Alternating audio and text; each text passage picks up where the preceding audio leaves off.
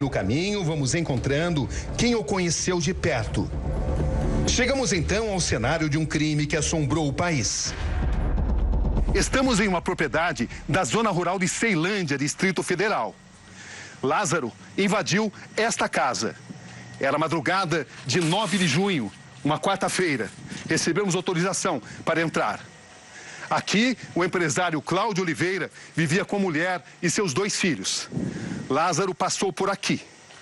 Ele conseguiu, com facilidade, invadir essa casa, fazendo esse caminho, até chegar a esta porta. Ele assassinou friamente, com tiros e facadas, o pai e seus 2 filhos. A mulher foi levada por ele. Quando os parentes chegam ao local, encontram Cláudio ainda com vida. Ele só consegue falar: saiam daqui. Ele levou Cleonice. O empresário morreu pouco tempo depois. Assim, depois de assassinar Cláudio Vidal de Oliveira, de 48 anos, seus filhos Carlos, de 15, e Gustavo, de 21, Lázaro partiu para sua próxima execução. Cleonice teve que assistir à execução do marido e dos 2 filhos, e ainda viver o terror de ser sequestrada. Ela é encontrada morta 3 dias depois, em um córrego, a 8 quilômetros da chácara onde morava. O corpo estava despido, de bruços, com um hematoma na perna, pouco cabelo, indícios de estupro. No dia seguinte à chacina da família Vidal de Oliveira, Lázaro invade outra propriedade. O caseiro chamou a Silvia e ele entrou aqui para dentro e eles ficaram aí durante quase 4 horas com a arma apontada, né? E confessa os crimes. Aí ele comentou com ela que ele realmente fez e que não fez, e que se pegassem ele ou tomassem a filha dele, uma coisa assim, e que teria mais mortes do que a Covid. As marcas que o matador deixou, os sinais de sua presença, é como chegamos aqui. Estamos chegando. Esta é a entrada de uma das fazendas onde Lázaro Barbosa trabalhou, em Goiás. Aqui existem histórias importantes para serem contadas e desvendadas. Esse é o dono da fazenda, Jadir Bianglo Lacerda, de 72 anos. E esse é seu filho, o advogado Wesley Lacerda. E esse aqui, o neto de seu Jadir, Daniel. Todos conviveram com Lázaro. Boa tarde, seu Jadir. Boa tarde, Roberto Cabrini. Como vai? Tudo bem? Tudo bem. Podemos conversar sobre o Lázaro? Podemos, sim. Seu Jadir, há quanto tempo o senhor conhece o Lázaro? É uns 3 anos atrás. Ele trabalhou para o senhor? Ele trabalhou uns dias, fez umas empreitadas de bater pasto lá na fazenda. Na sua fazenda? É. Como é que era a vida dele lá na fazenda? A mãe dele trabalhava comigo e o padrasto. Aí eu fiquei conhecendo, foi lá, eu estava precisando do serviço, eles falaram, não, ele é bom de serviço. Aí coloquei ele empreitei para ir lá para ele fazer o serviço.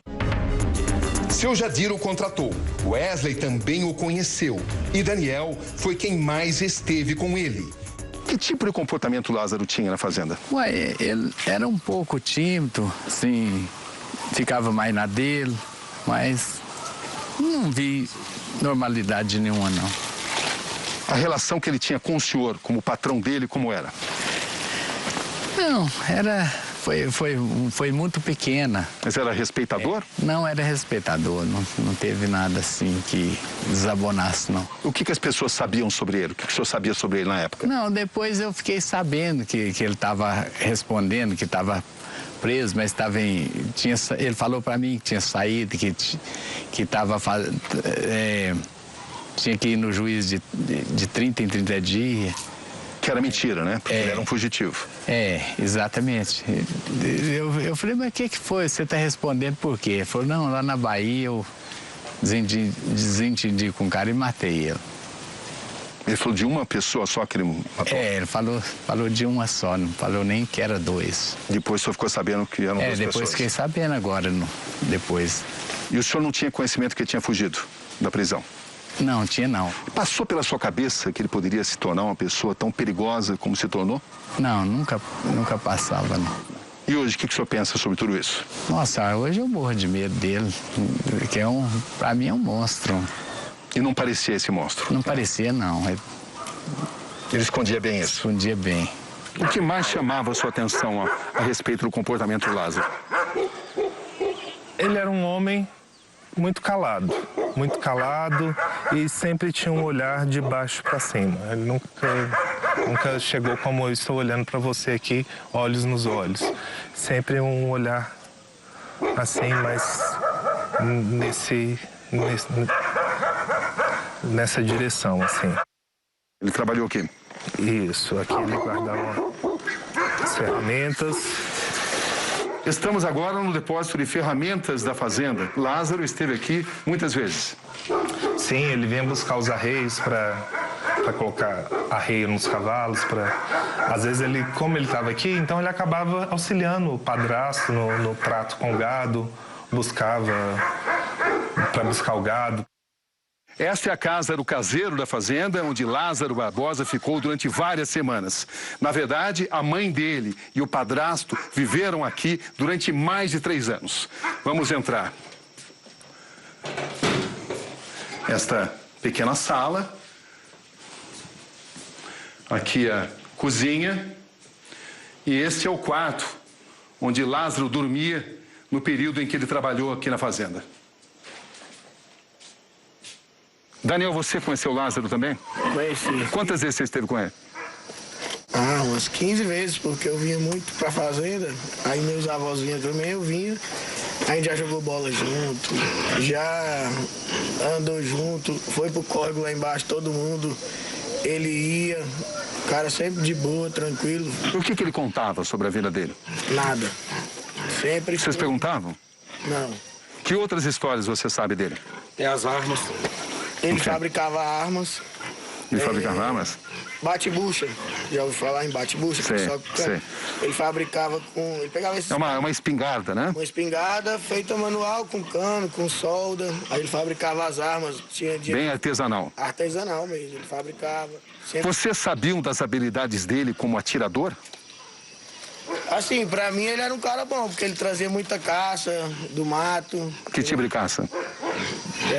Tatu, paca, ele já sacrificou assim, então ele era um cara que era do mato mesmo. Fabricava as próprias armas. Ele trabalhou na fazenda do vizinho aqui com outro nome. Quando o cara foi fichar ele, que o cara gostou dele do serviço, foi fichar ele não deu os documentos. Aí foi aí que o menino começou a se desenvolver e falar assim, como é que o cara não dá os documentos? Quando ele falou que não tinha documento, aí ele foi procurar saber da vida dele, sobre do passado dele, que ele já era presidiário, ele só trabalhava em diárias. Ele escondia o passado dele? Escondia, ele trabalhava em diárias para poder não pegar o passado e botar o nome dele, para pegar documento, tudo para não fichar a carteira. Entendeu? O passado de Lázaro também começa a ser desbravado. Os crimes de Lázaro podem estar ligados a rituais, que, entretanto, isoladamente, não podem ser responsabilizados pelos seus atos. Aqui nessa parede da alvenaria do chiqueiro, a gente observa marcas de vela. O que você pode explicar sobre isso? Isso aqui eram as velas que a mãe dele acendia aqui de trás, porque não é muito visível, a gente não tem o costume de vir atrás do chiqueiro.